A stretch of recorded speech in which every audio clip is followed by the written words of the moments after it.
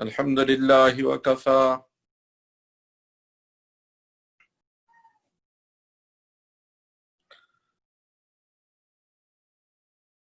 وسلام على عباده الذين اصطفى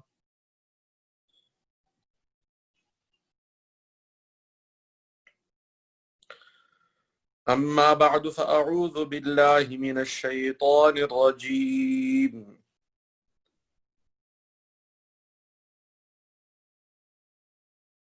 بسم الله الرحمن الرحيم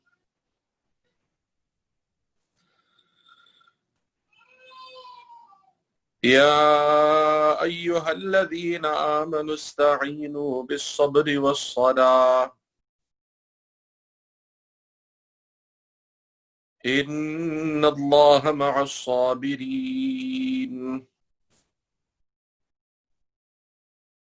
صدق الله العظيم.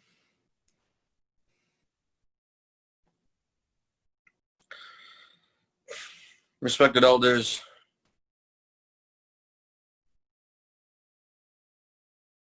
dear brothers and sisters, Ayat number 153 of Surat al-Baqarah we've just recited. The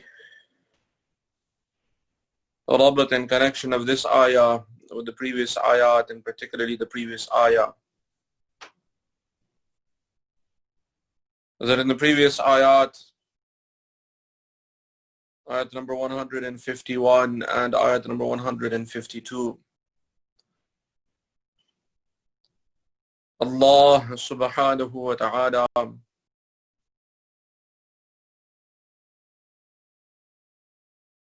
He told us in those ayat, كَمَا أَرْسَلْنَا فِيكُمْ رَسُولًا مِّنْكُمْ يَتْلُو عَلَيْكُمْ آيَاتِنَا. In a similar manner, we have sent to you a great messenger from amongst you, reciting to you our ayat. يُزَكِّيكُمْ, and He's purifying you. وَيُعَلِّمُكُمْ مَا لَمْ تَكُونُوا تَعْلَمُونَ, and He's teaching you things you did not know before.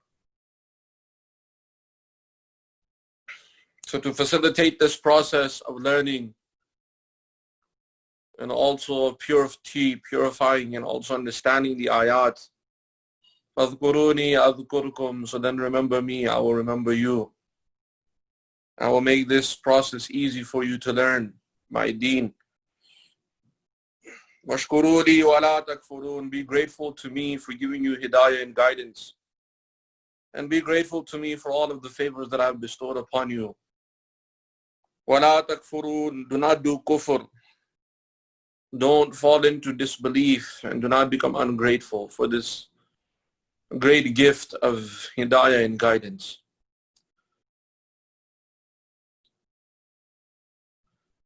What is very clear is that when it comes to the deen of Allah subhanahu wa ta'ala, this deen of Islam,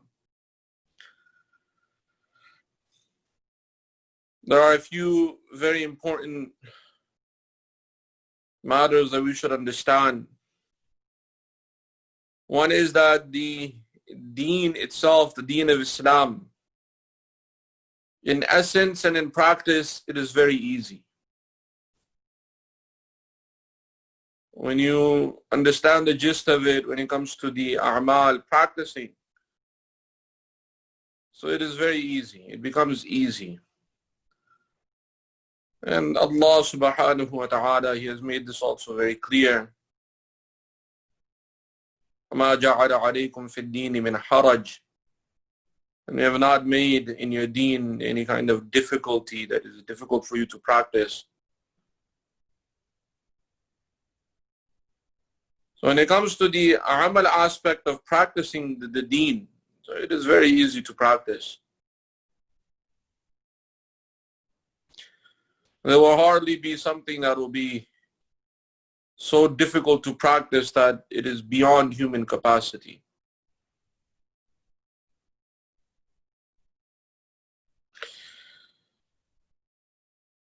Coming to the ilm aspect, understanding the rules and regulations, gaining the ilm of deen,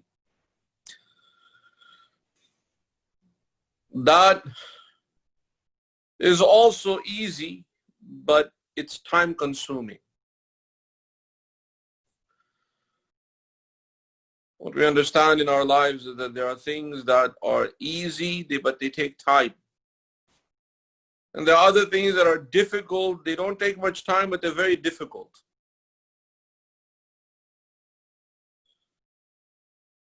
So that is the system of this world that we live in. There are things that are time consuming. Though in essence they may be very easy, and after some time they become easy.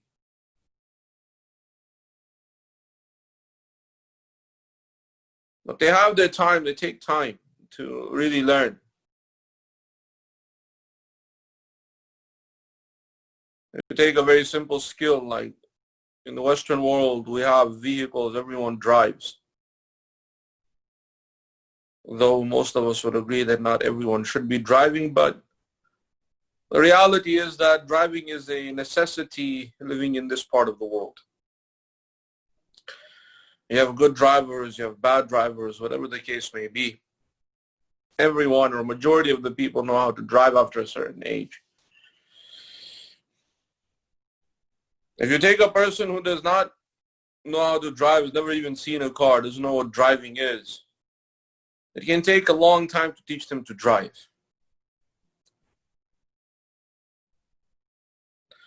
There's a theory aspect, there's many rules you have to learn. Sometimes it becomes mind-boggling how many rules a person really follows. And then they have to learn how to actually drive the car. There's many things to learn about the car itself. But if you ask someone who knows how to drive, they'll tell you driving is very easy. Because the reality is, once you get it, once you learn to drive, you drive on the road, you drive in traffic, you drive on the highways, you drive on the different types of roads, you drive in different conditions, you drive through rain and sunshine and all the different conditions, you drive at night. Once you go through the practice of driving, that's why they give you the learner's permit. It takes a long time to learn to drive, a few months, sometimes a year. Once you understand it and you get the driver's license and you start driving, then it becomes very clear that this driving is not something so difficult that I thought it was. Very easy. Yes, it's time consuming to learn, but in essence it's easy. There might be other skills that may not be time consuming, but they're very difficult. They may not take very long to learn, but they are very difficult to get a handle on. And there are different aspects and different skills that you can see in the world where they're difficult to learn, but they don't take very long. You can learn it in a short span of time, but they're very difficult to get or grasp on.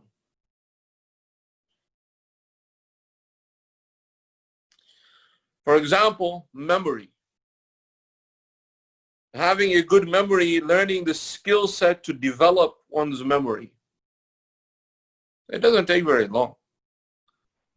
Within a few days, person can get the basic ground of what the skill is. It's a very particular skill set to understand how to progress the particular aspects of the mind and the brain. And you have to have the recall function and understanding how to remember something in particular ways, connecting those memories with other aspects of human understanding, and so on and so forth. A very particular skill set. It's not time consuming. It may not take very long. But the skill itself is very difficult. The skill itself, very difficult. The same with swimming. To learn to swim, it's not very time consuming. You learn quickly. But it's a difficult skill to learn. Because there's the fear of drowning, so whatever skills, it takes a little bit longer. It just takes, the difficult aspect of it is the drowning portion. So it is a difficult skill to learn, but it's not very time consuming. It doesn't take too long.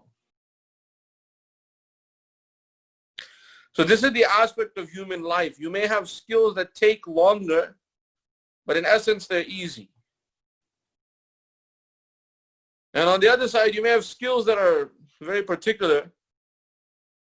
They're very, very difficult to learn, but they don't take very long. Once you get it, it doesn't take very long. Coming to the deen of Islam, you also find this system. There will be some things that will be time consuming, but they're very easy. They're easy, but they're time consuming. For example, memorizing the Quran. The hifz of Quran, Allah subhanahu wa ta'ala tells us in the Quran, وَلَقَدْ يَسَّرْنَا الْقُرْآنَ لِلذِّكْرِ فَهَلْ مِن مُدَّكِرٍ. We have made this Quran easy for remembering. Is there anyone to take on this task or to go and memorize the Quran? So it's easy once you understand to a certain degree how to memorize. Particular skill set, particular skills, particular methods.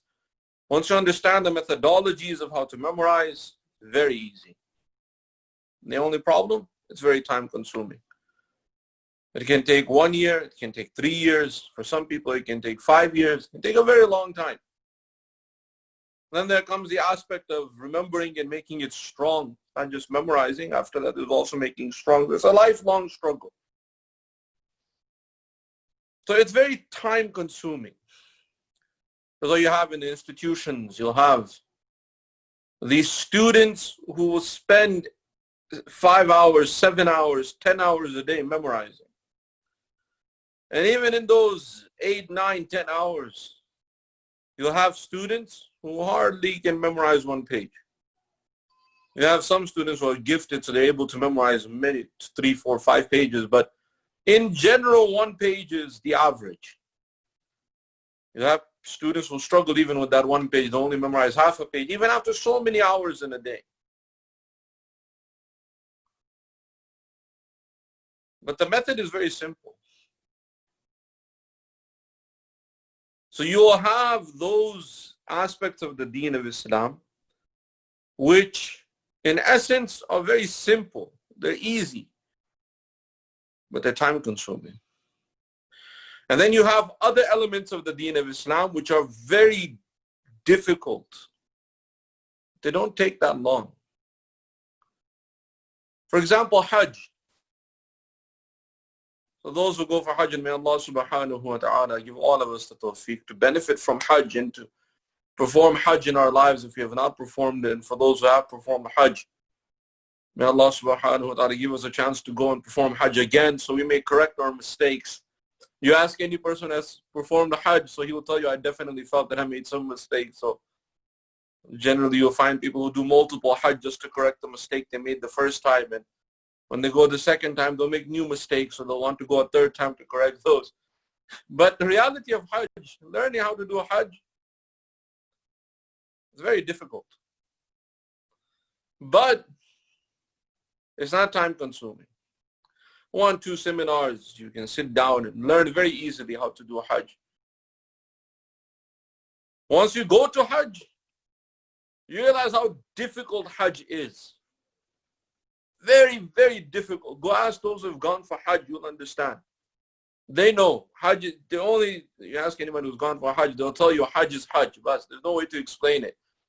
It's difficult.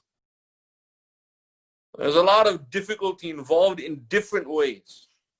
There are parts of it that are easy. There are parts of it that are difficult. Whatever the case is, it's not time consuming. You only have the main days where the difficulty comes in is the day before Yawm al-Arafah, the 8th day. But generally, after Yawm al-Arafah is when it starts. Going to Arafah and Yawm al-Arafah on the 9th day of Hajj is very easy. Enjoy.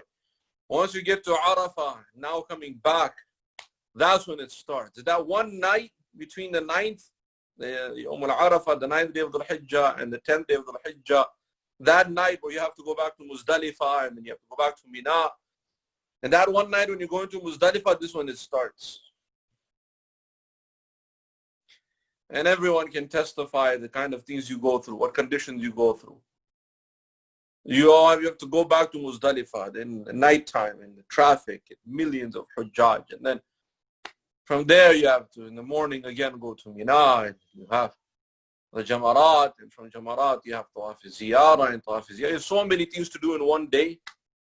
It's that one day, 24 hours to 48 hours, very, very difficult. So it's difficult once you get to the amal aspect of it. But it's not time consuming. 24 hours, the main difficulty happens within that time. Then the rest, 11, 12, and 13, you stay in Mina. There are some difficulties, but it's not like that main time. So the ilm of deen, when it comes to the ilm of deen, learning and gaining the knowledge of the deen of Islam, so there are aspects of it that the deen is easy in essence in practice. But either it's time consuming or it's easy to learn and understand but very difficult for a short period of time. But even then, you'll find people that will claim that this is very easy. Even though it's not a prolonged period of time, but that difficulty at that moment, once you get over it, then you realize how simple and easy it is. So this is the aspect of the ilm of the deen of Islam. Coming to the aspect and the understanding ilm of deen. So Rasulullah sallallahu alayhi wasallam, he was sent to teach us our deen. And he himself also had a teacher. Rasulullah sallallahu alayhi wasallam was taught by Allah subhanahu wa ta'ala, either directly or through Sayyidina Jibreel alayhi salam. عَلَّمَهُ شَدِيدُ الْقُوَى. He was taught by a being that is very, very powerful in strength, by Sayyidina Jibreel alayhi salam. So Rasulullah sallallahu alayhi wasallam was also given a teacher. And even then, it took 23 years, the revelation of the Quran and the compilation of the deen. But the practice aspect of the deen is very, very easy. Sometimes we get into this, people want to quote that hadith that ad-deenu yusrun, the deen is easy. But what they fail to understand is that there are elements of the deen that have this aspect to it. It's easy, but it's time consuming, or it's easy to learn, but difficult once you get to the practice aspect of it, but it's not very time consuming. So Allah subhanahu wa ta'ala says, فَاذْكُرُونِي, so then remember me. أَذْكُرُكُمْ, I will remember you, which means I will make this job easy for you if you take on this endeavor to learn the deen of Islam. وَاشْكُرُوا لِي, you be grateful to me by practicing this deen. وَلَا تَكْفُرُونَ, do not fall into disbelief. Coming to ayat number 153. This ayah, Allah subhanahu wa ta'ala commands us, Ya ayyuhal ladhina amanu. For those of you who have iman, those of you who believe, Ista'inu bis sabri was salah. Seek the help of Allah subhanahu wa ta'ala with patience and with salah. Inna Allah ma'as sabirin. Definitely Allah subhanahu wa ta'ala is with those who have patience. This ayah, Ya ayyuhal ladhina amanu, O those of you who believe, Ista'inu, seek the help of Allah subhanahu wa ta'ala. In what? If you take the context, particularly the verses coming before and then the verse coming after, and we'll connect this ayah to both. Coming to the verses coming before. So there are 5 major things that are mentioned in ayat number 151 and 152. 5 major aspects that are mentioned. And ayat number 151, Allah subhanahu wa ta'ala tells us that He has sent to you a great messenger from amongst you. يَتْلُو عَلَيْكُمْ آيَاتِنَا. He's reciting our ayat to you. So it is our job to also learn the tilawat of the Quran and to practice the tilawat of the Quran, reciting the Quran in our life. That also includes the memorization of the Quran or these portions of the Quran. We should seek the help of Allah subhanahu wa ta'ala in that, in learning the tilawat of the Quran, in understanding the Quran, in reading the Quran.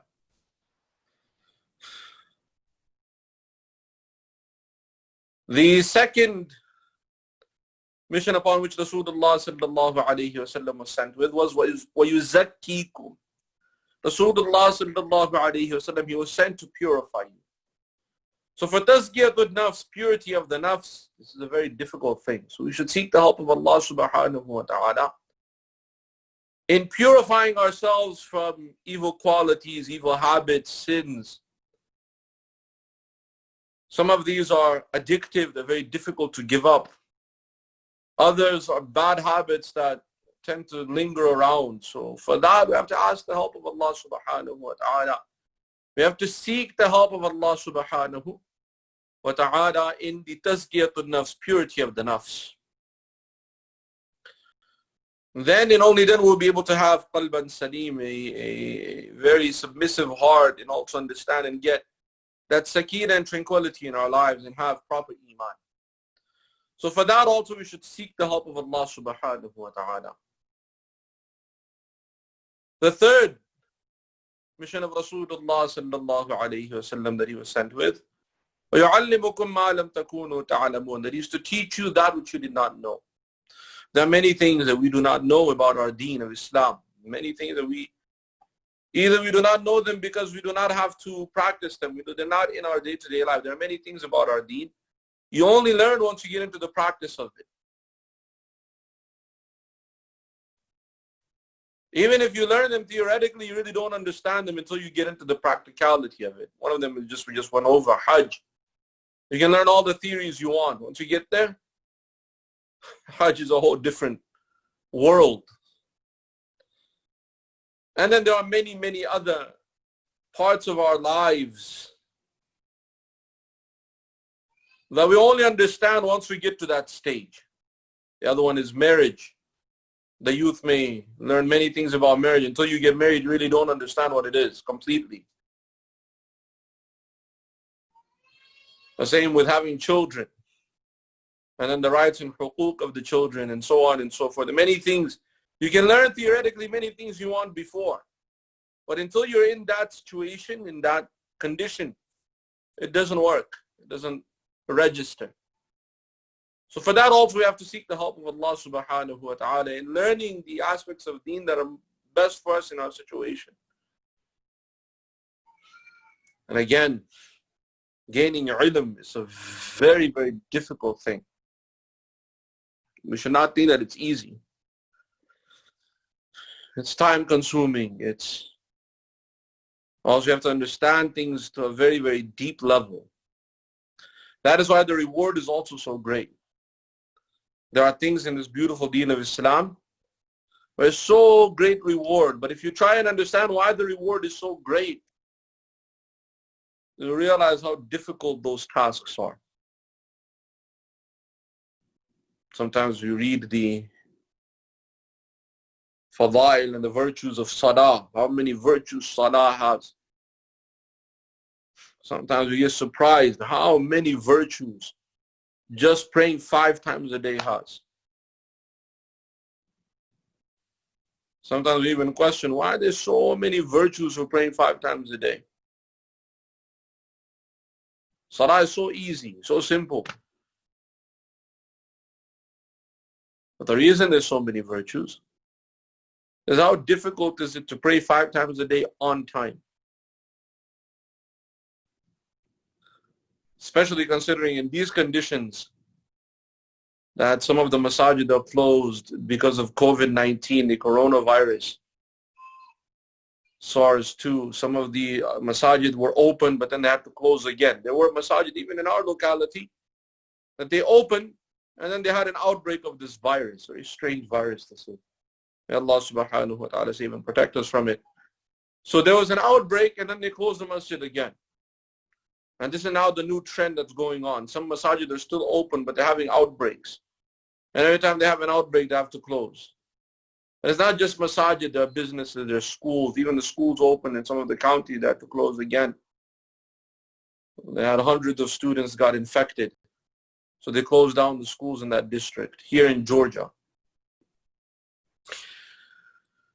So now that the masajid are also closed, or they are open and they're closing, and again there's this fear that if we do go, there's a chance we might also get infected. And again, our deen of Islam is so beautiful. It's made many things easy for us. That if a person's life is in danger, so they can also pray at home. The permission is given under these particular conditions, these unique circumstances. But then you start to realize how difficult it is. There are some that are blessed that Allah subhanahu wa ta'ala makes it easy for them, and they're able to pray on time and keep it very, very punctual. May Allah subhanahu wa ta'ala make all of us like this. But the reality is that many struggle with it. Many even have called me and they've said, how do we manage to just pray on time? You know? We're so used to having the masjid, so when you're at the masjid, you have a schedule. You're able to go, you know exactly when to make your wudu, exactly when to get in the car, exactly when to get to the masjid. You're able to catch that jama'ah. You have the schedule that you pray on. But when you're alone at home, for some it's easy, but for the majority, it's so difficult just to pray on time. That's why the reward is so great for salah also.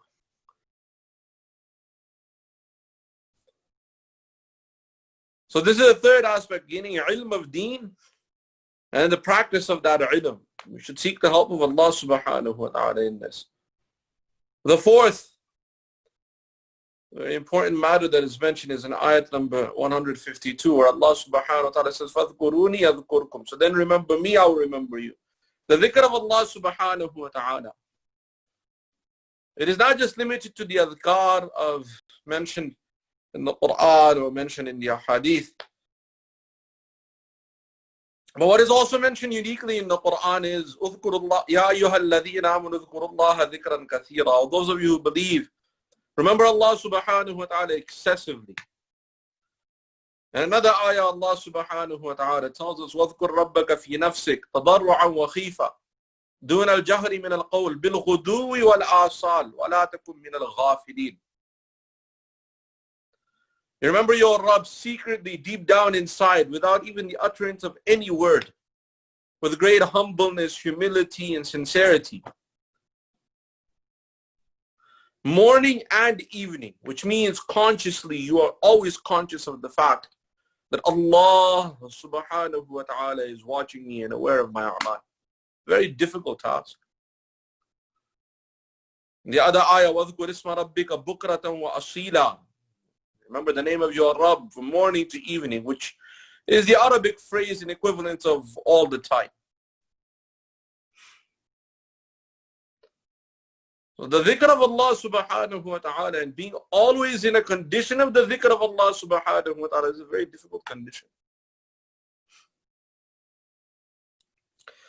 There was a righteous man in the past.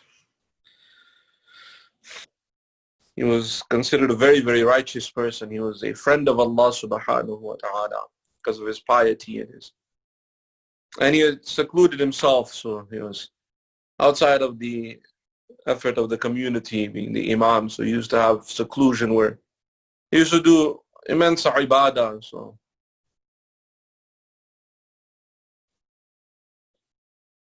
one night he made a dua to Allah subhanahu wa ta'ala that, oh Allah, I've made genuine effort to get as close as I can to you.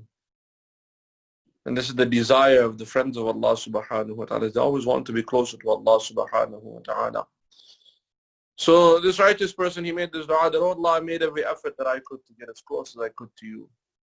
But oh Allah, I feel that I want to be even closer to you. Can you please guide me to someone that will give me a lesson that will help me get even closer to you? And guide me to such a person that will teach me how to get even closer to you, someone more pious and more righteous than me, someone that is closer to you than me. As I've spent my life in this seclusion and in this ibadah, is there someone more righteous?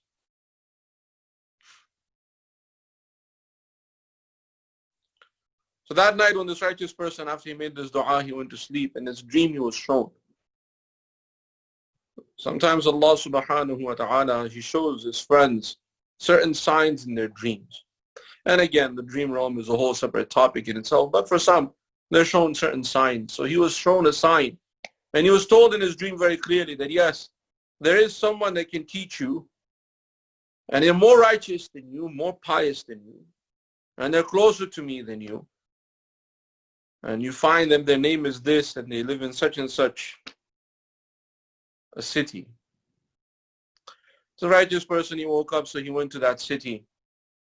He sought out this person. He was asking around. They told him that this person you are seeking, first of all, people knew who he was a righteous man. So they told him, who's this person you're seeking? And this man that you're looking for, he has a jewelry shop. So they guided him to one of the stores, and he went, and this righteous person who had done a lot of zuhud, he had really cut himself off from the world. He became a little bit surprised that the man I'm being shown and I'm guided to is a businessman. And not only a businessman, he's a jeweler. He deals jewelry. So he went to the shop, he went to the store. And then he was watching this jewelry businessman, this jeweler, and he understood, he recognized that this is the person I was guided to. He was just watching him. The jewelry man was doing his business. Time of Salah came, he went, he stopped his business, he went, he prayed his Salah, came back, was dealing with customers and working. So the jeweler also realized that this man here, this righteous person, I can tell. He went up to him and said, Sheikh, what are you doing here? How can I help you? How can I assist you? The righteous man, he said, no, I'm a little bit surprised because last night I made this dua that, oh Allah, show me someone more righteous than me so that I may learn from them how to get closer to you. So in my dream, I was shown that I should come and learn from you, but I'm seeing that you're busy with business. I have exiled myself from the world. I have given up this world, but you're in business, you're so busy. I'm surprised what you could possibly teach me that would, maybe my dream wasn't right, or I, missed something. So the businessman said, yeah, there is something that I may be able to teach you. I don't know. I mean, I'm not someone, I take care of my ibadah, but I don't know what I can teach you, but let me think about it. Let me finish my business, wrap up my business. I'll think about it, and then I will get back to you. Just give me a few minutes to go lock up. So the businessman, when he was closing his store and he was wrapping up everything, and at the end of the day, they finished up everything. So the jeweler came to this righteous man with a plate. In that plate was mercury. The nature of mercury is very, very slippery, and it was in a slippery plate. So he gave it to the righteous man. He said, listen, do one task for me, and then we'll have a discussion. Maybe I can show you something. So the righteous man said, okay, what is it? He said, take this plate, go walk down the street and come back. Make sure that this mercury doesn't fall off. Make sure it doesn't fall off the plate. That's all. And do it in this span of time, a few minutes, he gave him. He said, don't take too long, otherwise it'll be gone. Make sure you hurry up. So the righteous man became a little bit surprised. What kind of mundane task is this? So he took the plate, he started walking, and he realized that the liquid was very, very slippery, so he became a little bit careful. So he went down the street and he came back and brought the plate back and he gave it to the jeweler. He said, I'm sorry, I have taken a little bit longer. This was very slippery. So the jeweler told him that, when you were carrying this plate with this mercury in it, did you remember Allah in these few minutes? The righteous man said, what are you talking about? The slippery liquid, I was so focused on the slippery liquid that it doesn't fall out. I couldn't remember, I couldn't even think of anything else. You know, I was so scared that this may fall and I may lose my opportunity to take benefit from you. Of course, I couldn't remember anything. So the jeweler said that I think this is the lesson I'm supposed to teach you. That in these few minutes, you dealt with dunya and it made you forget Allah subhanahu wa ta'ala. And me, the whole day I'm doing my business, dealing with customers, merchandise and money and wealth, but I don't forget Allah subhanahu wa ta'ala. This is, I think, the lesson. And the jeweler then recited that ayah in the Quran where Allah subhanahu wa ta'ala, when he's praising the Sahaba radiallahu anhum, he says, Rijal, they were great men. لا تلهيهم تجارة ولا بيع عن ذكر الله. They were such great men, the Sahaba radiallahu anhum, that dealing in business and merchandise, buying and selling, it did not distract them from the dhikr of Allah subhanahu wa ta'ala.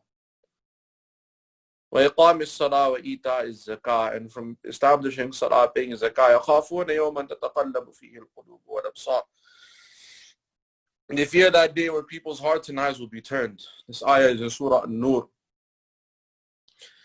So the jeweler told him, and this is what I think I'm supposed to teach you, that righteousness is not just being secluded from the world and remembering Allah subhanahu wa ta'ala. But there's another level of righteousness also, where being involved in dunya, being involved in the world and in the deception of the world, but that does not make you forget Allah subhanahu wa ta'ala. So when it comes to the dhikr of Allah subhanahu wa ta'ala, the fourth aspect within these ayat, Allah subhanahu wa ta'ala tells us, Ista'inu, you also seek the help of Allah subhanahu wa ta'ala in my remembrance and doing my dhikr. Rasulullah sallallahu alayhi wa sallam, he had a dua, Allahumma a'inni ala dhikrika wa shukrika wa husni ibadatik. He taught this dua to one of the Sahaba radiallahu anhum, and told him that never miss a salah without saying this after salah, which is one of the masnoon dua after salah. That Allahumma a'inni, O Allah, please help me and assist me. Ala dhikrika, in doing your dhikr and remembering you. Wa shukrika, and being grateful to you. Wa husni ibadatik, and in worshipping you in the best way. Very beautiful dua that we should learn. May Allah subhanahu wa ta'ala give all of us understanding and give us the tawfiq to practice this deen. وما علينا إلا البلاغ.